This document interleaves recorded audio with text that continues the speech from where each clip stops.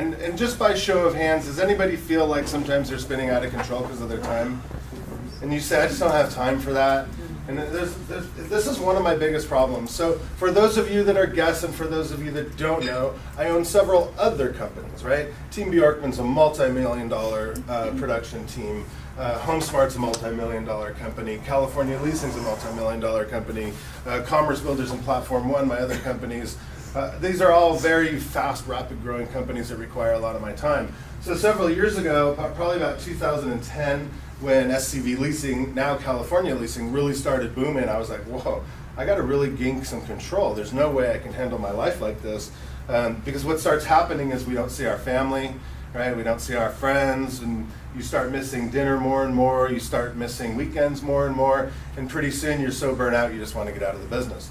And I don't know about you guys, but I do not want to get out of any of my businesses. I love them all equally, and I'm going to keep them as long as I possibly can until I retire, probably after retirement. So I like to talk a little bit about the theory of time management. And why are we going to bother learning this skill? Because it is a skill. It's not something you're born with. You have to be taught, and then you have to be self-taught after that to keep in touch with it. There's a lot of great time management teachers. Tony Robbins is one. I just had that video playing. If you just go on YouTube and type in Tony Robbins self-management, there's like 3 or 4 really good ones. One's an hour long, which is my favorite. There's some other really good people for time management. It's amazing what you can find on YouTube and Google, so we'll go through a little bit about this before. But a lot of people say, Mike, I want to learn how time management because I want to learn how to handle the workload. So if you look at Stephanie back there right now, she's working, right? She's supposed to be listening, but she's working because she needs to manage her workload. Time management is a challenge for me. That's why I'm here listening and working. But that's serious, right? So that's me an awful lot too. You know, when you guys probably know when you're talking to me, I'm sending texts and emails. Rude as hell, I know, but it's just the ADD in me. So the other reason is we want to improve productivity, right? Maybe we can manage our load right now, but we want to improve it, right? So I wanted to improve my productivity because I wanted to do more in the day. I wanted to do things outside of the real estate industry, so I had to practice that. Work more or less. So, believe it or not, there are you in this room that said, I've sold 20 homes this year, but I want to work more, right? And some of us go, why would you want to work more? But some of us do, right? I want to work more, believe it or not. Or some of us want to work less. And taking time off is crucial in our business. Remember, you guys hear this every week, but since there's a couple new people here, there's things we want to focus on, right? The 6 F's, right? So we have faith, family, friends, fitness, finances, and future business. We have to plan our day around all 6 of those things, and our weeks and our months and our quarters and our years. Otherwise, we get so spun out of control, it's not even funny. So if you want to work less, maybe to focus on some more of those things, right? And that's important. Be home for dinner with your friends. Like every night this week, I've planned a calendar around something. So last night was friends and future business. It was an event. You know, tonight will be for work because it'll be AG Wine Mixer in the San Fernando Valley. Mm-hmm. And then Tuesday night, every night is something. You know, we had dinner with our family on Monday night, and then it just keeps going around and around like that. Hey, buddy. Hey, we're talking about time management here. Yeah. Just let you know. We have meetings and still need it here because that's how important this is. God, you're good. That's why he's the boss, right?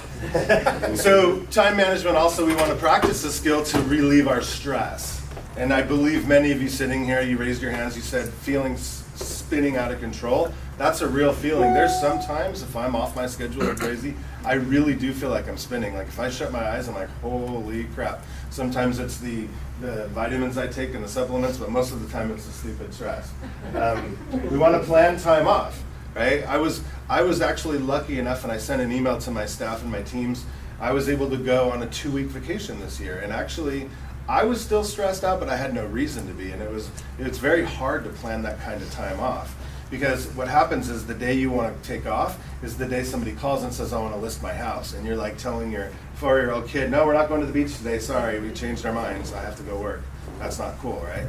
So we have to learn how to plan for that.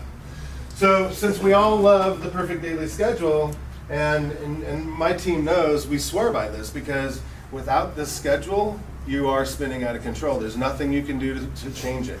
You have to time block and you have to work. This particular schedule is for a referral-based business agent.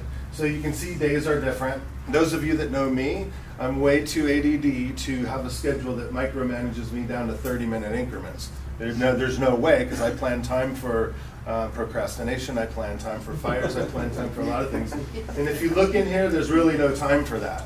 But some of you analytical people or people that need more structure, this is the daily schedule for the most part I would follow. And for those of you that are newer guests, I'll tell you what our schedule should be. And I know we went over some of this yesterday with you girls.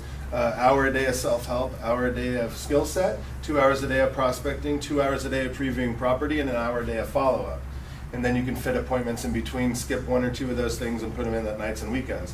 But that's the reality, what our schedule as a real estate agent should be if you want to do any type of business. When I say any type of business, about 50 transactions a year is what I consider a normal, good working real estate agent. So you can do that working 20 hours a week. In 2002, I hit 100 my very first time. We sold 127 homes, and I was still working 3-day work weeks, working 20 hours a week and spending most of the time at my house in Lake Havasu. So it's possible to do that. Who here in the room is following a perfect daily schedule now? Does anybody want to give us an idea now? I'd actually like to ask Gene. Gene, you follow a very strict schedule. Yes. You do more than probably any human I know. Probably twice as much in the day than me and everybody put together. Without your schedule, what would you do all day? If I didn't have a schedule, I would probably be out of business. Well, there's a really good point. But if you No, lost I'm your being calendar, Totally serious. Like this morning, I was working on next week's schedule, Uh-huh. and Kelly goes, "Why are you doing it now?" And I said, "You got to know what times are opening, what times are flex times, what's important, what you got to put in there, what you got to squeeze in. You got to treat Monday through Sunday, as serious as anything else in this business." So Yeah, I mean, my week was pretty well put together. so if you lost your phone and you couldn't get a new one until tomorrow, what would you do all day? If I lost my phone, Would you be like, what in the world I am I would go to doing? Verizon immediately. Yeah, right. So that was so funny, and this is totally off subject, but this just shows you the importance of a calendar to me. When we were in Rome the other day, we just got there, and everybody's talking about pickpocketers, right? And I'm like, oh crap, I don't know what to do with my phone. I'm like putting down my pants. Because I was so concerned about, so I started finding people that spoke English. I'm all, is there Apple stores around here? They're all, oh yeah. I'm all, okay, thank God. Just in case. I actually almost brought a spare phone to have it hooked up in case, and I forgot. But that's the importance of a schedule. So, oops, didn't need that cap anyways. So a schedule, to me, if you're not willing to commit to a schedule, you're not willing to commit to your career, your life, your family, nothing. It's just unfortunate. And if you don't have a daily schedule, you probably are a billionaire, and you don't care. And you don't even know what day it is, right? Who in the room is that? Working on it. Just one. All right. Okay. So this is my biggest pet peeve in the world. Johnny, read that loud and proud. We often talk about not having enough time. Rather than focusing on that and complaining to yourself or others about not enough time, think about what you do have time for. Start talking or thinking about that instead. Right. So we know thoughts become things, and I put the little thing up there. Thoughts, your words come out of your mouth, become actions, become habits, become character, become destiny. So this goes for everything in life, right? We all know thoughts become things. You have to be very careful what you think about, because it will freaking happen. And I've done it really bad, and I've done it really good. So what you focus on happens. So if you're one of those people that walk around saying, I don't have time, I don't have time, I don't have time, I challenge you to reverse that and say, yes, I have time, but do I want to do that? You have the choice, right? So try not to say I don't have time anymore. Like, I was just having a conversation, and again, it happened to be Stephanie back there, and she said, I know you don't have time, you're a busy person. I said, no, I have the time. I'll make the time. And once you start practicing that habit of saying, I do have the time, I want to do those things, believe it or not, it happens. You'll have the time. It's crazy. It's just the law of attraction at work again. So we did a Be Honest earlier, but now, how many people say that all the time, I don't have time? Now we have 2-3 people raise their hand that are honest, because before everybody raised their hand. It's a nice, neat little trick. So one of the, and I've been to a lot of time management retreats and seminars. My favorite one that a lot of these teachers do is, and I don't want to do it because I don't want to go over our hour today, but what they do is they say, who in the room has cash? And you stand up and you hold it in the air, and they go, now, okay, now throw it. And everybody's like, no, because they have wads of cash, and they're like, I don't want to throw it and mix it with everybody else's. But that's so true. That's what we do with our time. And eventually, that's what we do with our money. So if you're okay holding $100 bills in a big fan and going like this in the middle of the room, you know, then you probably got to figure it out. But most people say no, and they protect that, and they sit down and they put that in their pocket. And that's what we need to do. We need to protect our precious time, and we need to do it like, you know, for reals. We can't just throw our time and money away anymore. It just But doesn't isn't that work why anymore. you guys put together your own transaction coordinator? Yeah, all the stuff like that. And we're going to get right into that. I'm glad you segued into that. There's water in there, buddy. I'm sorry you're dying. All right. Poor guy. All right, so if you guys are taking notes, good, because we're going to get into some pretty important note taking right now. So I always have something in our presentations called success rules, and I want to go over them. Gene just touched on this. And this is the only way I found out that I can function in my life and my career. I take 20 minutes before bed and 20 minutes first thing in the morning. Because what happens is I want to look at my day tomorrow and plan it, right? So I take 20 minutes and I put some stuff into my schedule, into my, where's Jamise at? Right here. So Jamise, will you open my any.do list and tell me how many things are on there for today?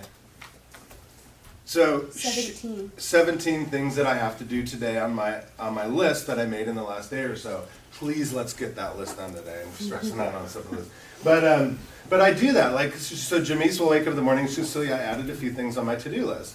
And then the reason you do it again in the morning is to confirm that what you put last night is still accurate. Have you ever had one of those nights where you wake up in the middle of the night and go, oh, I got to do this tomorrow?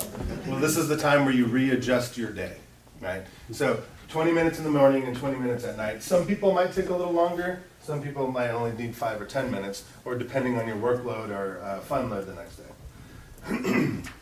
Schedule time for fires. So with a couple hundred crazy real estate agents running around, I have to schedule some time in my day for fires. There's usually about 2 hours a day, and it's usually my lunchtime, and usually in the afternoons. So when agents are complaining about other agents, or there's fires to put out with the team, with anything, so I schedule time for fires because everybody says I was on track today. I had my 2 hours of prospecting laid out, and then all of a sudden my client called me and wanted to cancel the escrow. Now you lost a sale. You have 2 hours of trying to fix a sale, and now you lost a couple sales because you didn't prospect today. And you say, I had really good intentions, but I didn't prospect because this fire popped up. So if you would have purposely planned for a fire to pop up, you can handle it at the right amount of time, right? So you don't say, there's people all the time, and I have either the 15-minute rule, the hour rule, the 24-hour rule. If somebody's super pissed off at me, and I can tell from a text or a voicemail, I'm like, depending on their personality, right? We talk a lot about personality styles. If they're a driver, I call them back after 15 minutes. That's all the time they need to cool off. If they're analytical, I wait an hour, and then they're usually cooled off. If they're amiable, it's a full 24 hours for these people to just totally calm down, right? So that's how I do it, but I schedule time to call them back, and we make time for that. So as agents, this is the oldest thing in the world that I learned from Mike Ferry when I was in diapers. That sign, stop, I'm in focus time, is very important. You will go to top producing agents' offices and you'll actually see these.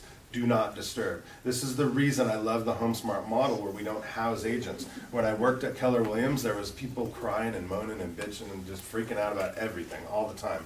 And it sucked up my time and it was ridiculous. So here I am, with the big dork with the red sign on the wall, but hey, I'm selling 100 homes a year while everybody's out bitching and moaning. So, and when I worked at that office, I was kind of like the dad of the office. Everybody would beat on my door and say, I have a problem with this. What do we do for this? So I had to put the sign up. And then when I worked at Remax for the 19 years previously, it was just known that doors are always shut and you never see or hear anybody. So that was a good environment for me. But I like the fact that you guys can work in executive suites. We have them at Regis here. They're all over up and down Smythe in the industrial center. I'm sure wherever you live.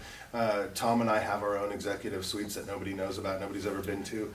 And that's where we go have our quiet times and stuff like that. But that sign, if you work somewhere, or especially at your home, right? You have children, you have spouses, you have maids, whatever, servants, whatever you have.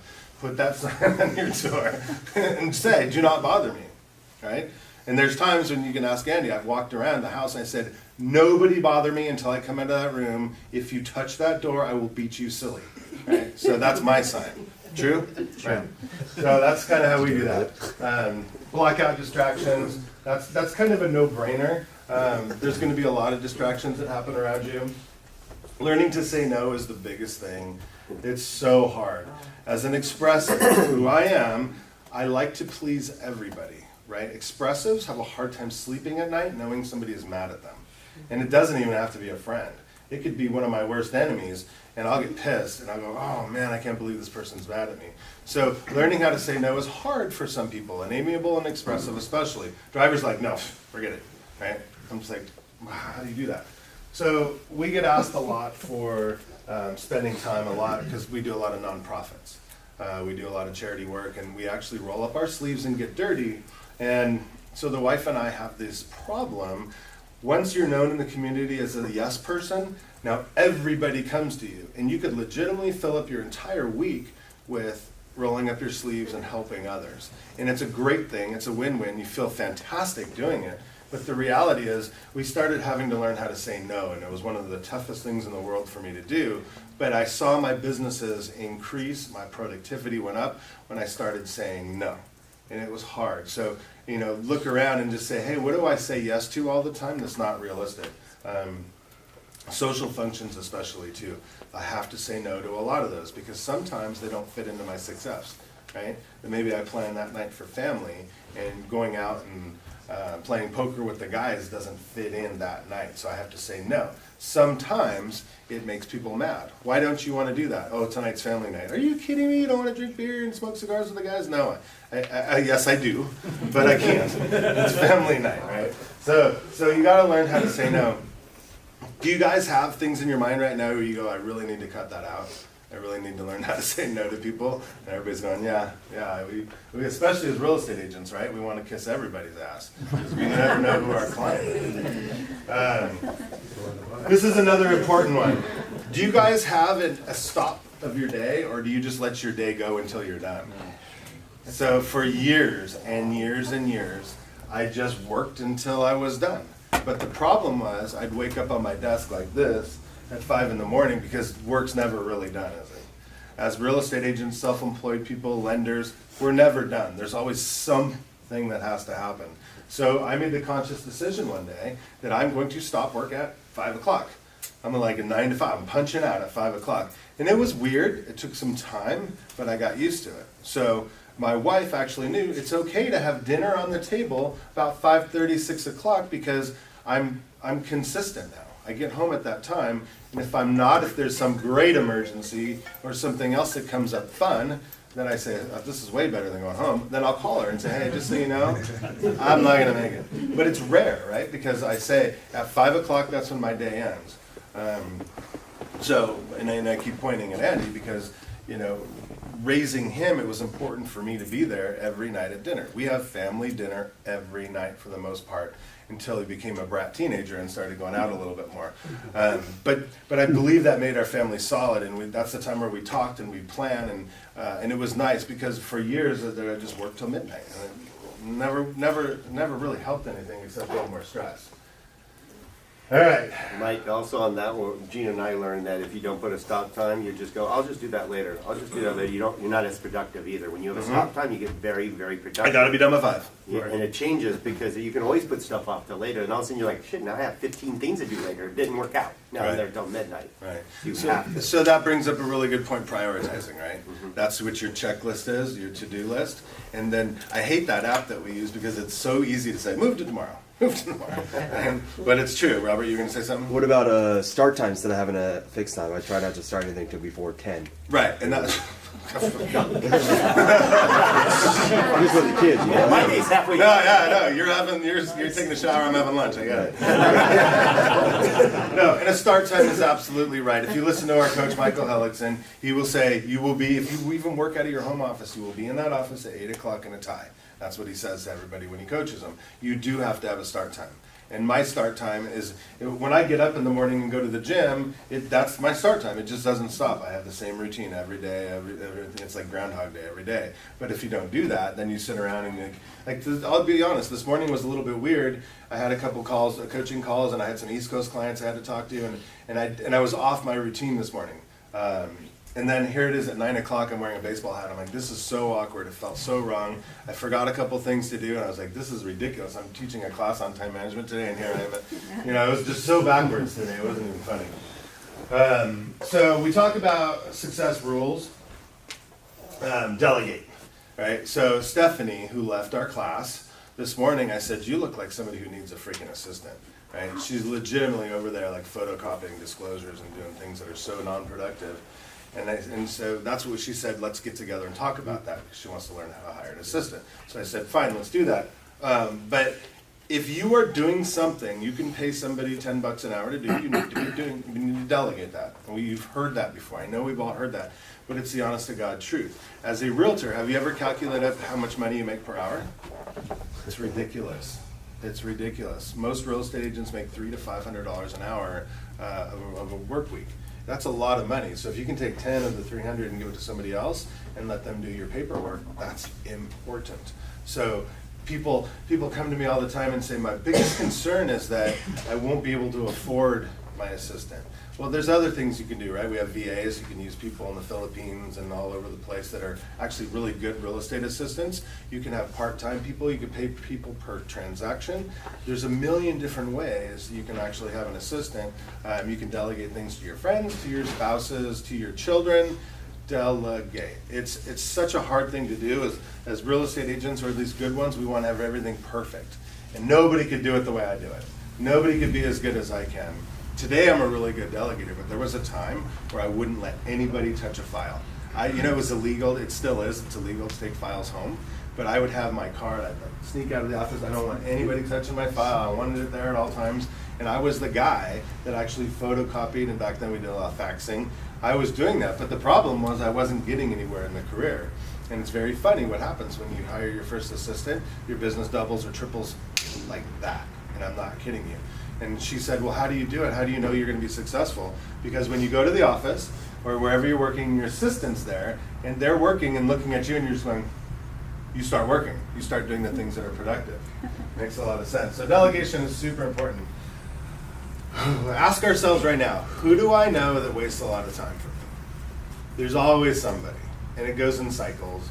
But there's always that one or two people that you just go, you see the phone ring or you see them come to your door, you're just like, oh God, no, this is gonna kill me. This is gonna waste my time. And there's people all over the place that you just have to learn how to say, no, I am freaking busy, get away from me nicely. But say, look, I'd love to catch up, Johnny, how about 3 o'clock? That's when I'll be done working, is that okay? And you can say that and people go, oh geez, that guy's a jerk. But it's real, you have to do that. So I'm that guy. No, I don't know. You're just brighter than the purple shirt. So, and these girls are brand new. They just joined the company yesterday. I can't yell at them yet. So I have to be careful. But then there's also that. What is wasting your time? Can I have some real examples of what wastes time? Facebook. Facebook is a time waster, right? TV. Oh my God. TV is number one. What is it? The average American spends 1.25 hours a day on TV. At least. That's it. That's Talking with friends. Holy moly. Yeah, I mean, we don't watch TV at our house. I mean, it's very rare. So it's like, it's hard for me to even comprehend. Like, again, our coach Hellickson, I don't know why or how he finds the time, but he's seen every movie on earth. It doesn't matter what I say. He goes, oh, do you remember that movie? Remember this line? He's like one of those people that remember everything from every movie. I'm like, dude, where do you find time to see 100,000 movies? I guess that's just, some people take time off and go to the lake or go hiking. He likes to watch movies. But, oh yeah, TV, what else wastes time? Talking on the phone with Pets at friends. home. We have a lot of pets and they Pets? Pets. Yeah, Yeah, I got plenty of pets that waste my time. Feeding them and taking care of the Yeah, pets. I had to get Andy this morning. I'll get the dog, hold him while I go round up all my stuff because he'll put white fur all over my body. He comes over and goes, Dad. So yeah, that could waste time. And feeding them, picking up their poop, all that stuff. Yeah, Email. so that's doing. Who said email? Email. That email is, in my opinion, number one. For me, Phone calls from friends. Phone calls from friends. shopping. Right. That's the cool thing about being a dude. Hey man, you want to meet a beer at 2 o'clock? Okay, bye. That's how it goes. Right? That's how it basically goes. There's only a couple guys in my life who go, I just wanted to see how you're doing. What? So yeah, so you see, these are the things that waste our time. Music. That was a good one. Music? Yeah. Music? Yeah. You just say, I'm just gonna listen to music? No, music is a waste of time. Like you talk about podcasts, you can do that instead of listening to music. True. Very It's true. 11:30. Ooh, we're having a good Time. time. All right, can you cut previous commitments? And this goes back to saying no. So there's a lot of commitments that I had for instance, our team's daily huddle, right?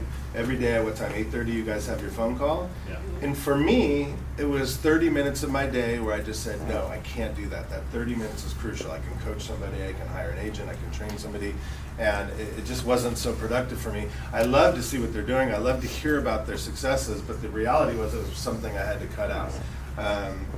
Some of our network groups, some of our charity functions, things we just have to cut out, and all of a sudden you have 3 or 4 more hours in your week. 3 or 4 more hours as a real estate agent, if you were contacting your past clients, your sphere of influence, and doing what we're supposed to be doing daily, that is a difference between 50 to 75 homes a year. You know what I mean? So we don't think about 3 or 4 hours as a big deal, but honestly, and I say to prospect 2 hours a day every day, your work week, right? But if you did 2 hours a day, just twice a week, you're gonna sell over 50 homes a year. It just happens because you're actually working.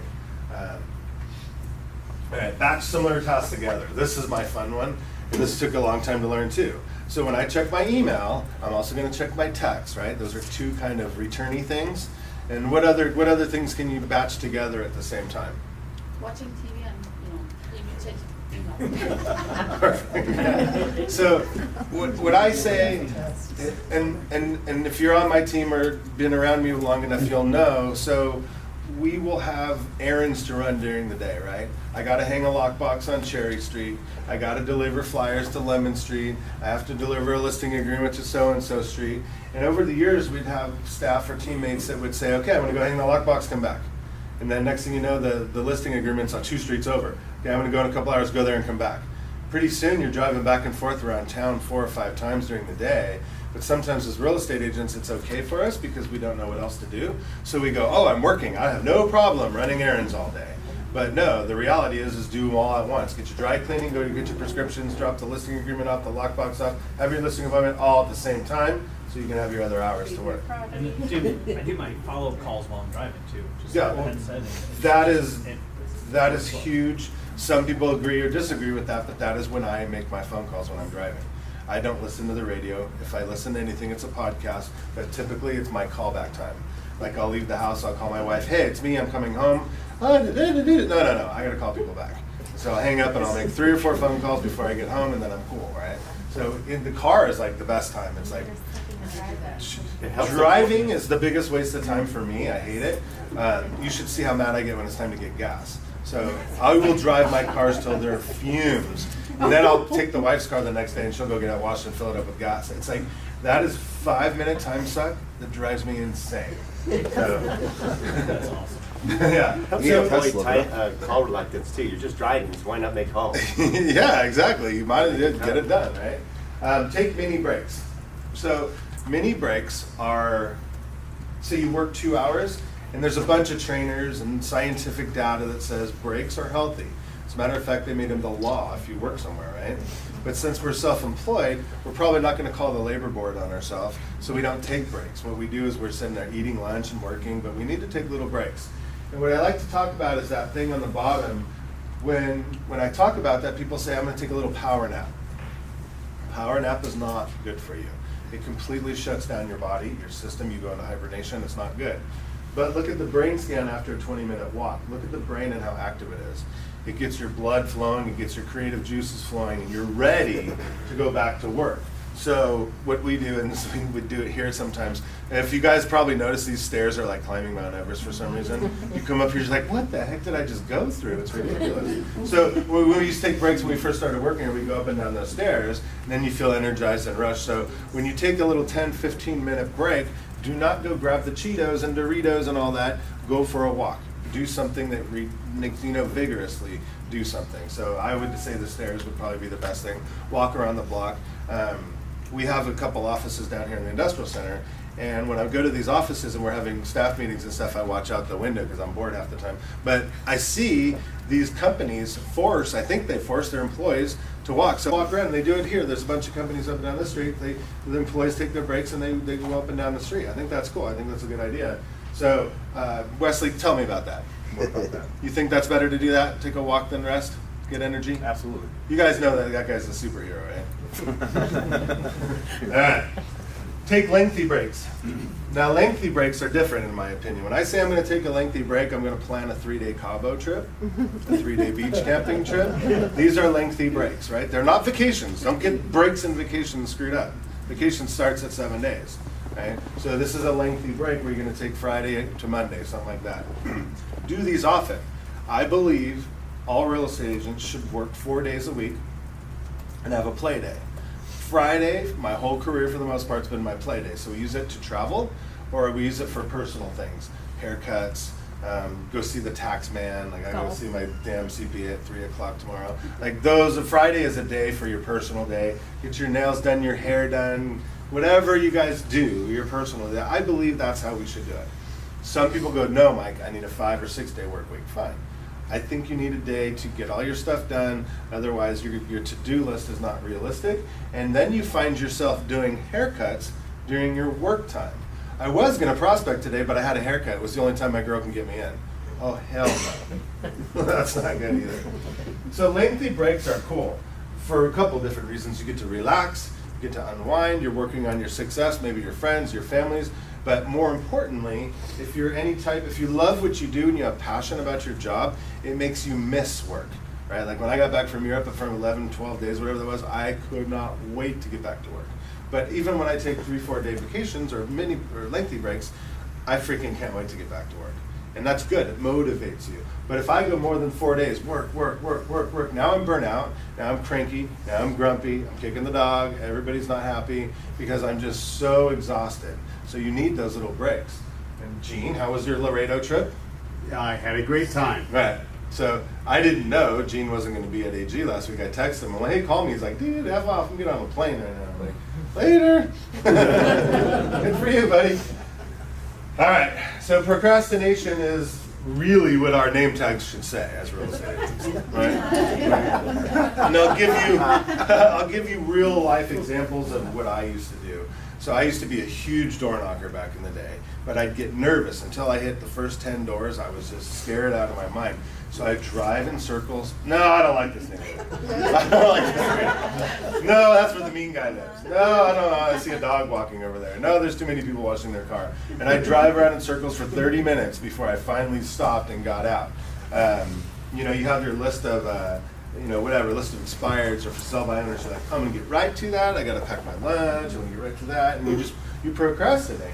And what the problem with procrastinating is 2 things. Number one, the guilt. You're just like, oh my God, I can't believe I drove around for 30 minutes. I could have gotten a listing instead of door knocking, and you start beating yourself up. Right? We're realtors. When we went to real estate school, they slipped us the pill that said you'll not procrastinate. But the problem is panic later. Like, I'll be honest, I was the guy in school that stayed up till 3 in the morning doing the report the day it was due. When was it assigned? 3 months before, right? And nobody could ever understand why I did that. I go, well, somebody told me one time in high school, oh, you work very well under pressure. I'm like, oh yeah, you're right, that's better, which is kind of true. It's weird. So like these little presentations, I'm the worst. I hate PowerPoint. I suck at it. But nobody else will do it for me, right? I mean, I could hire a VA, but it's just... So here I am usually up at 4 in the morning doing these before class, right? And changing them or making whatever. Just procrastination's normal. But here's what I like to say about it.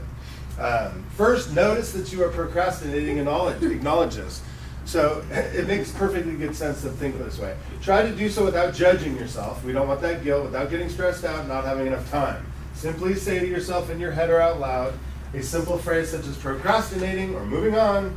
Choose a phrase that works for you. In doing so, you've acknowledged that you're procrastinating. Now that you've acknowledged it, you can move back to the next step and do something about it. Right? Anything about it? Was it someone you guys yesterday that we said squirrel when we were talking about something?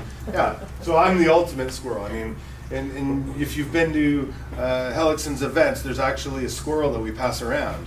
and whoever's the biggest squirrel gets it. Gino has a costume. But that's And a picture and a little stuffed animal and pretty much everything. yeah. So everybody, that's all I say. Oh, squirrel, squirrel, squirrel, and that's right. But when I started admitting that I was procrastinating, there's a calm feeling. Okay, Mike, you're procrastinating, and I say it out loud, and I say, oh, I'm just procrastinating, and I say that to people, and I say, okay, well, I got to stop and get going again, and it's okay. There's no guilt. I don't judge myself. I just say, okay, it's just your nature. Something's wrong with you. You don't take medicine for it, so now just go do it. Right? So I calm down. Has anybody ever done this before and said, okay, I'm procrastinating? And it feels better just to get it out and say, all right, let's go. It's time to get to work. So, and the little squirrel things are good reminders for us with ADD. If that is on your desk or something, that is a really good thing to have. So, this isn't time sucks. Things that suck up your time. So, somebody earlier said phone calls. Your girlfriend's calling you? Yeah. That's true, right? So I'll give you a little secret to what I've done is I pay for a service called Umail. And it transcribes your emails, it emails you, it texts you, it does everything. So unless I'm expecting a call, I typically won't answer it unless that person is in my phone. Because I know that person is gonna suck up my time. So I let it go to voicemail, I read the voicemail. If it's not for me, I leave it alone. Jamise takes care of it, forwards it to where it needs to go. And that way I don't have a 5-10 minute phone call. Sometimes I'll see a weird number and I'll be all, oh, let me answer that. Hi, it's so-and-so from so-and-so Realty. How much is the Melrose on this house? Oh, for crying out loud. I can't believe I did it. I thought it was somebody else. What's that app or what's that? Umail. So there's a bunch of everybody goes, oh, well, Apple does it too. But Umail, you pay a few $100 a year and it does a lot of amazing stuff. You could block people and make it go, D-E-E, the number you've reached has been disconnected. My favorite things is greetings. So when my buddies call, like I have one of my best friends I grew up with, he lives in Arizona, and we never talk. And for some reason, he always calls when I'm in an appointment. So I made a custom greeting for him. Hey Jamie, it's Mike. You know I love you. You know I'd have answered this if I could. Obviously, I can't say it in here. Or I'm working. I will definitely call you back. And it's custom. And my mom's, hi mommy, I love you. I'm always thinking about you. I'm real busy right now. I'll call you back. Leave a message. So it's kind of fun to do different recordings like that. So email, and I think John said it earlier. That's the #1 time suck for me. Email is relentless. Jamise, how many emails do we get a day? Oh God, like 1,000? It's 1,000 to 1,500 emails a day. And I used to spend a lot of time on these things. And what email is if you don't know this, it's somebody else's freaking checklist or to-do list. So now you have 1,000 idiots giving you their checklist, right? So if you think about it that way, you're like, no, I can't do what you want me to do because I'm doing what I'm supposed to be doing.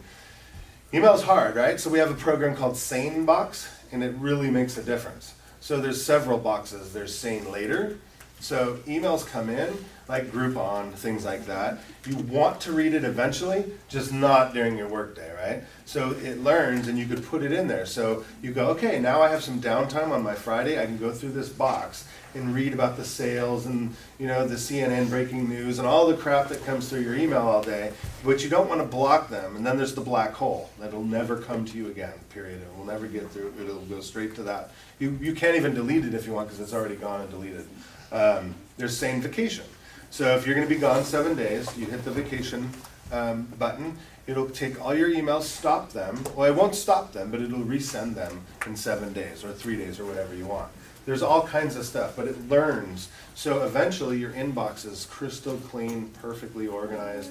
And I mean, there's no perfect email box, but it's nice. To take it a step further, then you have help. Like Jamise is right now checking my emails, right? And what are we doing with those? Delete. Delegating Same them. way, right. So that way we have a couple hours where we can save that time so I could be productive. I wouldn't be able to stand here today and do this if I had to go through 1,500 emails. It just doesn't make sense. So if you remember, email is forcing you to do something you don't want to do half the time.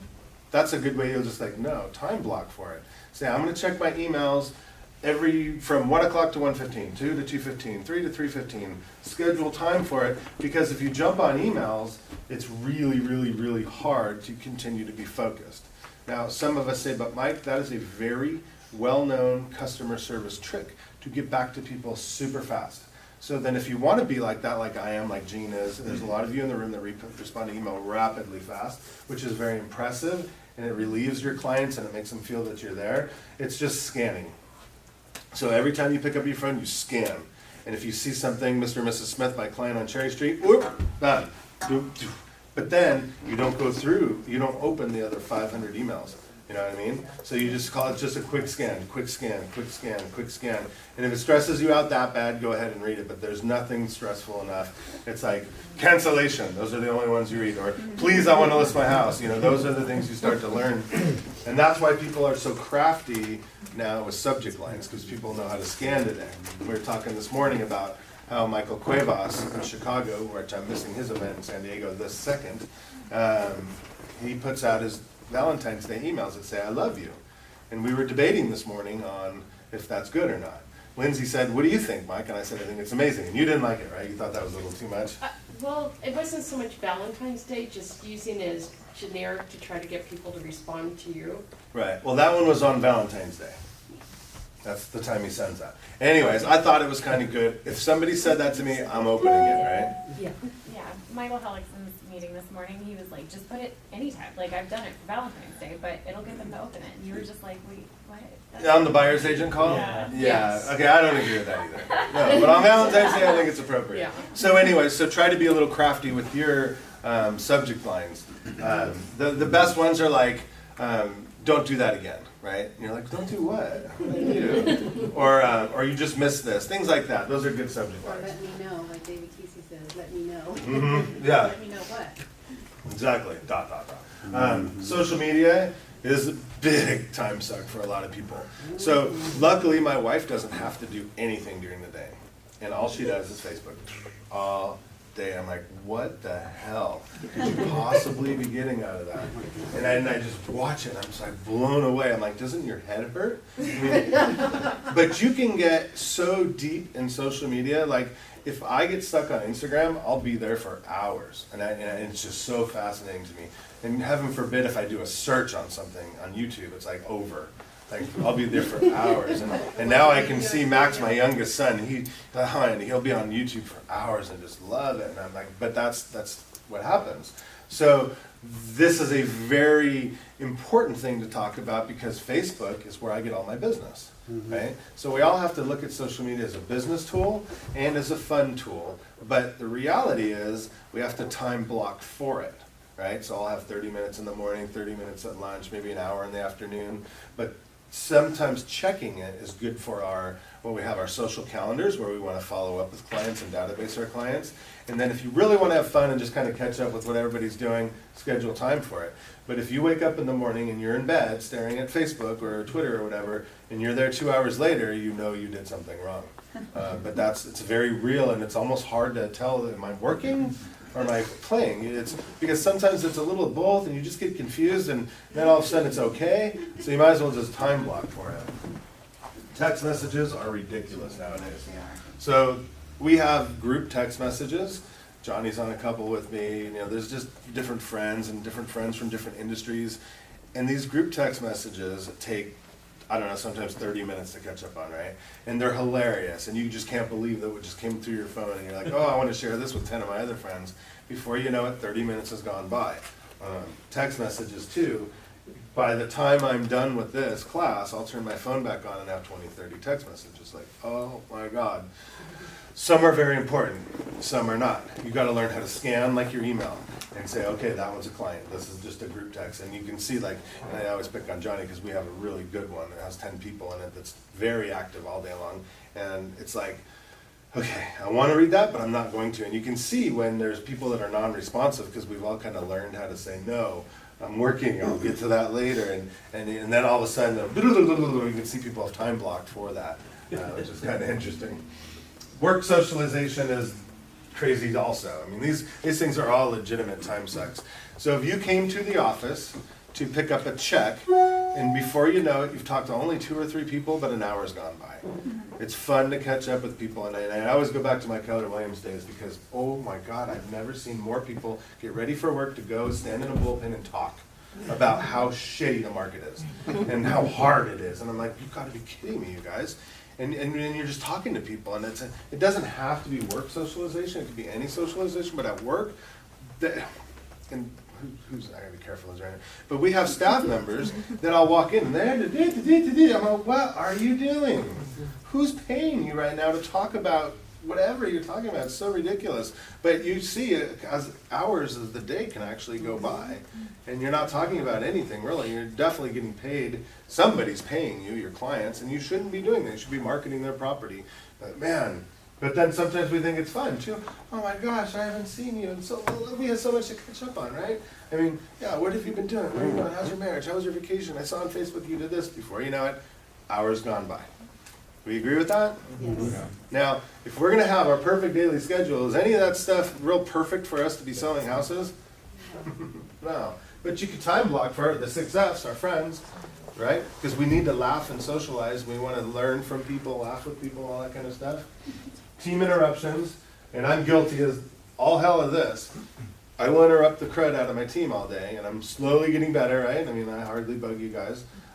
But team interruptions are bad, whether you're interrupting somebody's team or a team member interrupting you.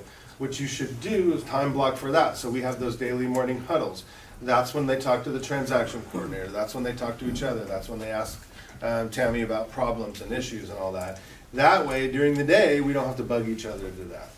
You know, and I have several teams. And if I just hound them all day long, like California leasing, I'll have a upset client over something. And probably, I don't know if you guys know, in property management, you're always the jerk. Doesn't matter if the landlord, the tenant, you're always a jerk. You're always the one ripping them off. You're always, it's the most negative business I've ever seen. So when, yeah, and insurance agents. So when I get a phone call from an upset owner, I immediately bug my team. And my team is managing property, right? They're hard working, just cranking it out on the computer.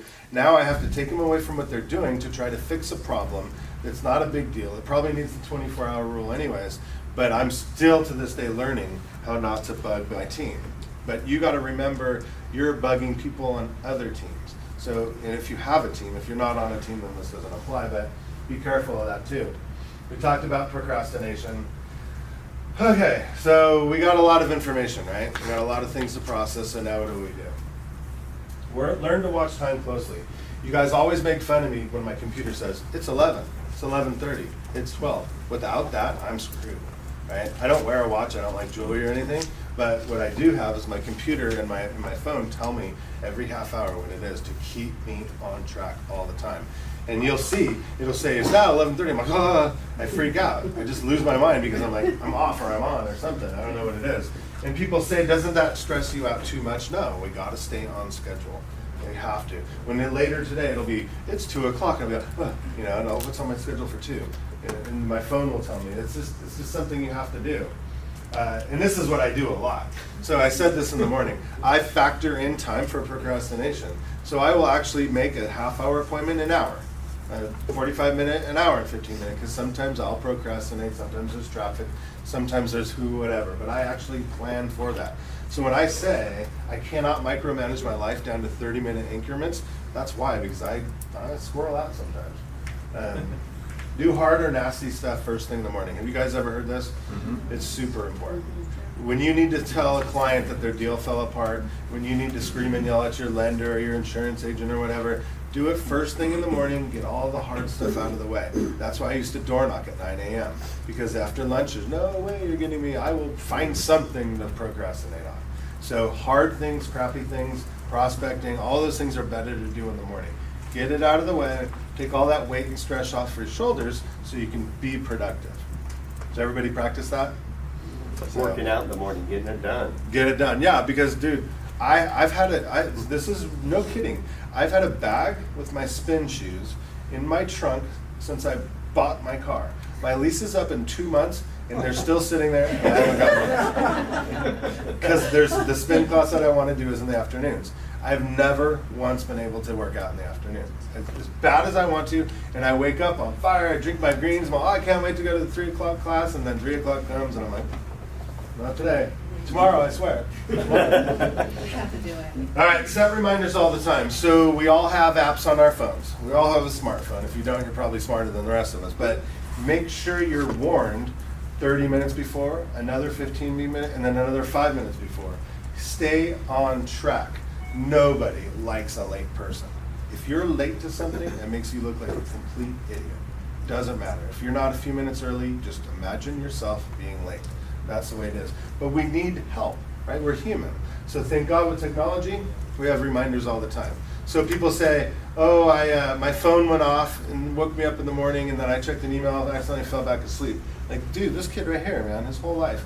I'd say, no, you have to set 3 alarms. 1 in this corner of the room, put 1 in the hallway, and eventually it started working. And I said, someday this is going to be important. He's like, but now he has appointments, right? I mean, without your alarms, you need to be reminded, and that's just reality. That's just life. Focus and shut all apps down. Here's another one on my Apple phone. I have, for some reason, everything I've allowed it to push message me, right? LinkedIn, Snapchat, all these things. Ooh, you have a new message. I go, damn it, all right, what is that? But then you get sucked into something else. So now I've learned to take all the notifications off every single one of my apps. Because before, like, people always look at my, I don't know how to pull it out, but people always look at my phone and go, doesn't that drive you insane to have 14 million red things? And I say, no, it doesn't, because I'll get to that later when I feel like it, when I want to, when I have to. But the last thing I want is blink, blink, blink, blink, blink, blink, blink all day, making me go like this and distracting me and making me call and look and do this and forward and remind and da-da-da-da-da. It's so hard, so shut all the apps down. In my computer, these stupid programs are just as bad, right? Now everything's connected, so I shut all the apps down in the computer. So you got to acknowledge your success and reward yourself. This is very real, and I want you all to practice this. If I prospect 2 hours a day, Monday through Thursday, I am going to go out and buy my new mountain bike. I am going to go out to take my family to Disneyland on Saturday. I am going to realize that I met my goals, and I'm going to party like a rock star because of it. When you reward yourself, here's something to be careful of. A lot of the agents say, I'm saving up for a Hawaiian vacation for my family next September.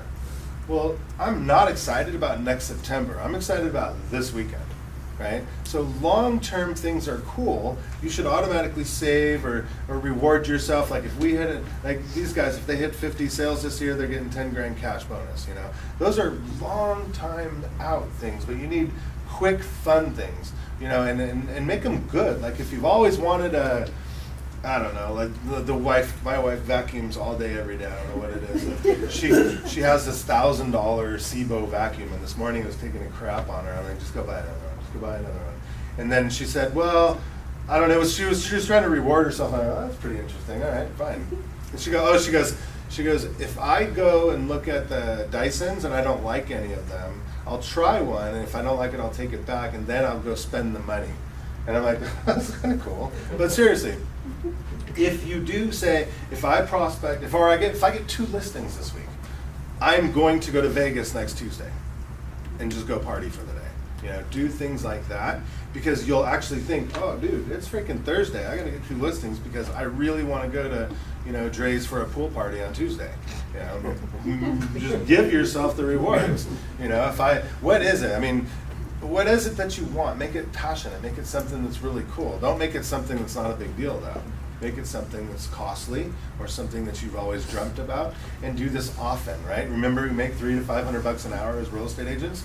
Go spend some of it. You deserve it. You work hard for it. Remember all that procrastinating and then finally starting to door knock, getting bit by the dog, seduced by the housewife. Finally, you get a listing. Freaking reward yourself for it. All right, enough of that. All right, so everybody knows Pareto's rule of 80-20. This is like the grand finale of our class. It's so important. So the best way for me to describe it to you people, and tell me if this is true, The top 20% of all the agents do 80% of the business, right? Do we know that to be true? We have a whole bunch of different little different examples that I Googled. 80% of crimes committed by 20% of the criminals. 80% of the value in a book can be gleaned from 20% of its content. Majority of the times you wear 20% of the clothes in your wardrobe. Do we know that to be true? So back in the 17 or 1600s when Pareto figured this out, it applies to everything on our planet. Everything. It doesn't matter. I challenge you to think of something that doesn't work. We don't need to go through all that right now, I don't think. But the bottom line is, we need to focus. It's 12 o'clock. Oh shit! Didn't think this was gonna happen. We need to do and focus on the 20% that brings us 80% of our income, right? So I make my money by blabbing my mouth on the phone to a potential buyer, seller, agent, landlord, tenant. If I'm on the phone or face to face with somebody, I know I'm making money. If I'm doing anything else, I'm not, right? If I'm grocery shopping, I'm not making money. So I focus on that top 20% of what we do to make 80% of our income. So if door knocking is what makes you more money, referrals makes you more money, Facebook makes you more money, spend all your time doing that and don't do anything else. Always focus on that role. So Stephen Covey wrote the book 7 Habits of Highly Effective People. This is not about time management only. It's got a lot of other good stuff in it, but this is where I really learned about time management and really what happens during a day for somebody's life. Has somebody read this book in this room? A couple of us? Okay, good. Yeah, that's fine. That's all the people that make money. So I would go to that website.